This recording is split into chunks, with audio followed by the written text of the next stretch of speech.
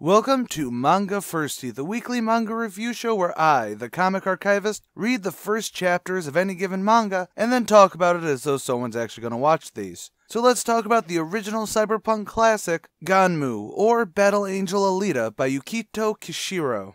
Chapter 1 is called Rusty Angel, and it aptly begins with a rusty junkyard filled with robotic endoskeletons as a man named Ido is garbage picking. A new eye here, maybe a circuit board there, until he comes across a relatively good condition head and torso that's only a century or two old. He takes it back to his place and he starts her up. Her memory's a bit wonky, so he names her Alita after his cat that died. And then we get to the kind of suspenseful part. In his fervor to not only repair her, but to make her beautiful, Ido starts sneaking out at night. Over the coming weeks, Ido brings her beautiful cybernetic parts. All the while, a serial killer is roaming their hovel of a city. Alita, worried that the two are connected, sneaks out to follow him, only to stop him from killing someone. But that person she stopped him from killing was the actual serial killer, a mutant with a vendetta against pretty women. Alita actually fights the mutant, showing off that somewhere in her organic brain, she knows Martian martial arts. Ido explains himself and tells Alita that she can't really do those moves with those body parts anymore, and that's where the chapter ends.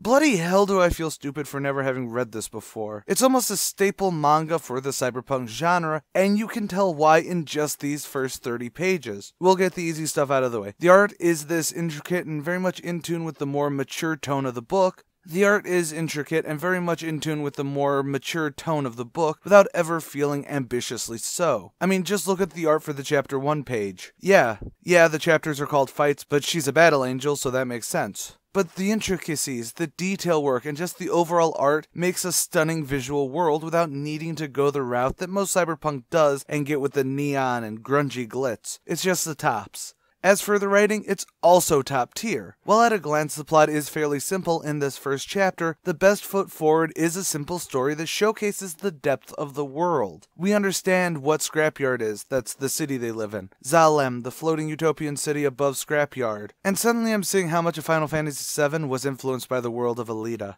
We're also given the basic premise that police no longer exist, and law is kept by bounties, being put out by the corporations. Yeah, don't worry, Disney will start putting those out in 2025. Yeah, don't worry, Disney will start putting those out publicly by 2025. As for Alita as a character, we get an amnesiac who knows Kung Fu for some special reason, and honestly, it's portrayed very well, letting the mysteries of Alita, as well as the world, like this is actually set near Kansas City in the US apparently, flow throughout the series without ever feeling disappointed in the content. Granted, I could easily be giving this a bit of pass because it originally came out in 1990, so the tropes that are now baseball bats to the head might have been refreshing breezes back then. But in that time, it did influence so many creators. Though I've heard some people say that this is a sort of Western cyberpunk version of Ghost in the Shell, and you can really see why some of the aesthetics, and you really could see why some people say that with the aesthetic choices for the cybernetics and cyborgs, so take that as it is. But one creator that this did influence was James Cameron, who actually bought the domain name in 2000 thanks to Guillermo del Toro being a total weeb and turning Cameron onto the property. And almost 2 decades later, we finally are getting that film with Robert Rodriguez directing. It looks pretty stellar. I'll link to the trailer below so you can go see for yourself. Trigger warning, there's some big anime eyes in it. Yeah, apparently the internet was not ready for that. So I think my verdict is fairly clear.